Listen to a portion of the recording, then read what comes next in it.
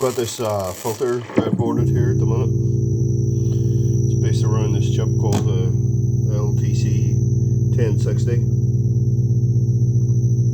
I've got the 12 volts and minus 12 volts coming in here, and then going to these two voltage regulators, 7805, 7905, and those are powering this chip.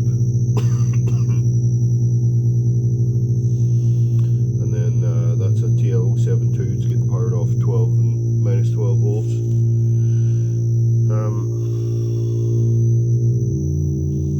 So this here is just an oscillator running off plus and minus 12 volts. It just plugs into the breadboard wherever I need it. You can set the frequency and the volume. And then filter chip needs a clock to set the frequency. So there's actually two filters on the one chip. So you need, well, you can have one clock setting both of them at the same frequency, or you can have two clocks setting them at different frequencies. And I've got two clocks coming off this here Arduino, and this sets the frequency of each clock.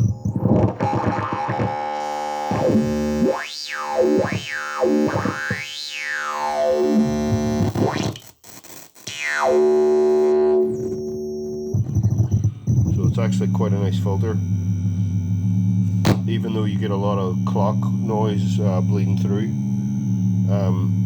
And then, well, I haven't quite figured out exactly the best way to set up the resonance yet, so this is the best that I've come up with so far. It's, if I recall correctly, it's like a 1K resistor in line with a 100K pot, just going between the inverse input and the bandpass output, like a feedback network. But anyway, this is putting out a clock from about 6 kilohertz to 1.5 megahertz, which sets the frequency of this, which, you know, by ear sounds like about 20 hertz to 20 kilohertz, although it's probably not all that accurate. But musically it sounds good.